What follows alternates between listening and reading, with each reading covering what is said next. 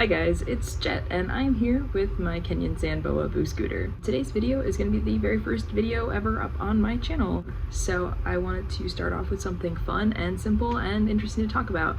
So I'm going to be doing an entire new tank setup for my Mourning Gecko. Honestly, the one that I have right now is pretty disappointing, so I wanted to redo it and show what that process would be like. Will you settle down? So yeah, let's get into it.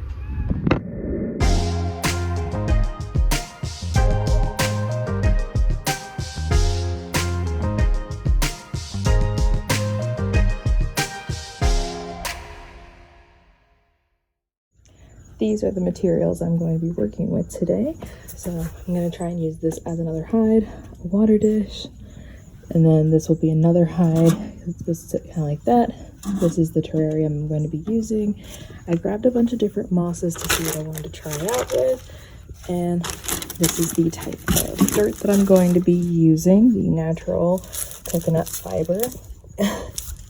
And then I'm going to try and add some live plants to this type of terrarium, and we're going to see how that goes. When it comes to making this kind of stuff, what you want to do is get a bucket of water and make sure you dechlorinate it. The one that I like to use is by Chem Prime. Alright, so now while I have the dirt steeping, I'm going to make sure that this gets cleaned out with the habitat cleaning spray. Now, the reason you always want to make sure that it is clean inside of the reptile enclosures, especially if you have those that drink water droplets from leaves or the sides of glass or anything like that, is to just prevent any residues from being left over from either a past animal or even the factory that it was manufactured. It's just to prevent illness or potential poisonings. Okay, now even though I have used the habitat spray, I always recommend, regardless of the kind of reptile that you have, make sure to rinse it out with the chlorinated water. And the reason for that is just because the cleaner might be safe for them, you never know. And also when it comes to having like amphibians like salamanders, newts, frogs, anything like that, they are so sensitive to anything that gets into their skin, so it's just safer to go ahead and rinse it out just to be on the safe side. Alright, now with our tank all wiped out and clean, I'm going to be figuring out everything else that I'm going to be using for the enclosure. So while I'm waiting for the dirt to steep, I thought it'd be really fun to talk about some fun and interesting facts about mourning geckos and how to keep them. So mainly one of the great things about them is that you can feed them a prepared diet. The prepared diets that I have used are the Zoo Med Crested Gecko diets. I'm trying out different flavors to see what mine are going to like. And they've mainly been eating the Rapashi. They like the Rapashi, but you can also use things like Pangea. Mine really liked the Pangea fig and insect one, which is like a little purple packet. And so those are really great to use. You can also feed them insects, but they are so small. Like mourning geckos typically are only going to be about this size. So at their largest size, they would probably be able to eat small crickets, but most of the time you want to feed them maybe flightless fruit flies or something similar to that, or maybe some small type of fly larva they'll usually eat. But you know, most people don't want to mess with that, so the good thing is that as long as you have some type of prepared diet, they will be just fine on that. The other great thing about them is that because they're small, you can keep them in a small setting, so you could have them in a dorm room or anything like that. However, I don't really recommend them for starting out, just because they can be very sensitive, and due to their small size, they're really prone to escaping. And if you are wanting to have something that's going to interact with you, they probably aren't the gecko. They're really shy and they are very skittish, so most of the time they run away. The really cool things about them is that they are a mostly female species, due to the fact that males are very rare in the wild. There are still some, but they are not very common. So they have evolved to basically asexually reproduce, but they do still need another gecko, so they can asexually reproduce with another female gecko as long as the mating dance still happens. And regardless of what role they play in it, they still both will lay eggs. Okay, now for getting the tank set up, I'm going to fill it with a good amount of dirt, just so that way I can get an understanding as to how deep it's going to go and have a basis for how much I'm going to be including in here. Now, the reason I like using this type of dirt as well is because it will help with promoting the humidity and make it a much better and warmer environment for the gecko as a whole. I like to pack it down just a little bit, just so that way I can have a bit of an understanding as to how much is actually in here, but also to make it a bit of a better footing for the gecko itself. My audio got messed up, so I'm now recording this as a narration in post. Pretty much what happened is that the plants I was using were pothos plants and I was adding them into the enclosure. Unfortunately, the dirt was not great at holding them up, so I was trying to figure out how to get them to sit right in the enclosure. Overall, though, I think it worked out. The type of plant that I'm using is a pothos plant. It's a type of vine. There are some that are finickier than others. I believe this one was a gold pothos.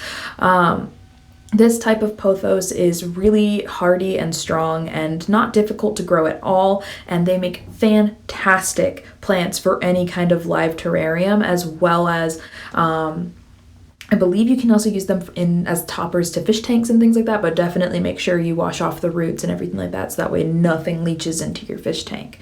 Overall, though, they are probably one of my favorite plants to use just because of the fact they are very hardy and can put up with a lot of damage from other reptiles and things like that, but also they just are really great at growing because they're fast growers and will grow in just about any kind of dirt quality and things like that. They do definitely need misting at least once a day, which is great when you add them to terrariums that are going to be very humid. The next thing that I was adding here is a cork bark. This is a cork bark round, specifically ones from ZooMed. You can get them just about anywhere, typically online or in any pet store. I'm sure you can also find some outside. Just make sure that whenever you use something similar to this, if you're going to grab it from outside, just make sure to bake it or boil it, just so that way you get rid of any kind of pesticides. The next thing that I'm using here is the reindeer moss from Galapagos, I believe.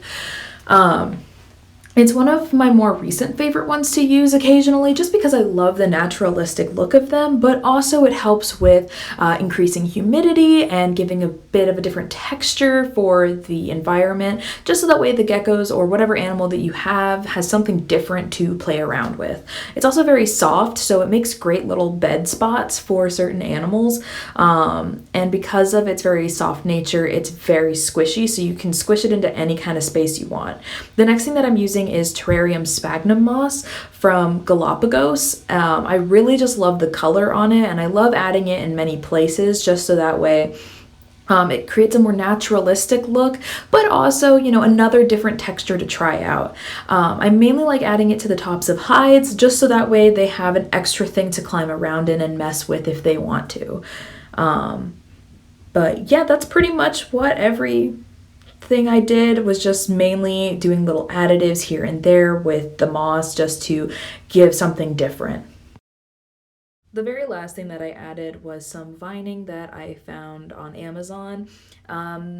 It's not my favorite looking vining, honestly. I thought it looked a lot better online, and then it showed up, and it's kind of disappointing. But I figured I would try it out just to see if my gecko ends up liking it. I cut it from its initial vine just so that way I can make them smaller.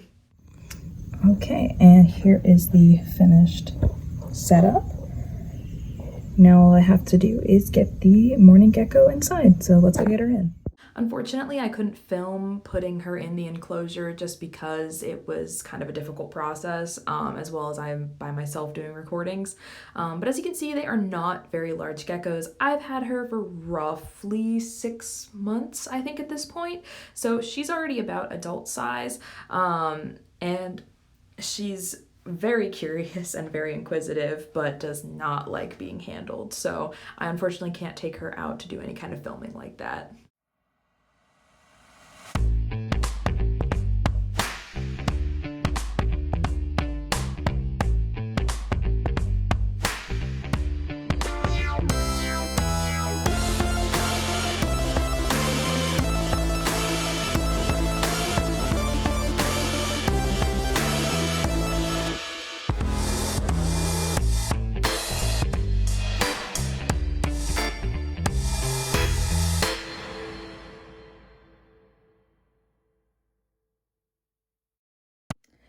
Okay, so to start off with, while I do love this type of setup, and it's great for a lot of different animals, and I love the front opening thing, This is great. Having a front opening enclosure is great for mourning geckos. Honestly, the problem isn't the terrarium itself. The issue that I have with what I did was the wood piece, the vines, and then just not enough coverage. Overall, this is just not enough. They need lots of different foliages, lots of different kinds of cover, and definitely you need these more cleared off. Like, it should be more like a well covered setup, just so that there's a lot of different hide options and makes them more comfortable. I never saw my mourning gecko because of how I had this set up, but now since I have switched it over to the new one, I have seen it, and it's mainly because it's exploring its enclosure. All right, and just to finish this video off, I would like to talk about some of the mistakes that I made when I initially set up this enclosure. Because I have provided it enough coverage, it's not actually running or sprinting to hide away from me. It is actually still out and exploring the tank and licking up the water and eating the fruit mush that I left it and things like that. So it is overall seeming to enjoy the setup a lot more. So that is why I recommend doing something that I did now versus what I did then. So that is what is important to me, is fixing and remedying the mistakes that I have made in my husbandry and improving upon what I now know. All right, thank you guys so much for joining me for this video, and I really hope you'll join me for the next one. The next one I'm thinking about doing is going to be about my king snake, because I want to redo my eastern king snake enclosure, because it's very bare bones, mainly just because I just got it and I was working with whatever I had leftover supplies wise. But if you guys have any suggestions for future videos or want to know any of the species that I have, leave comments down below.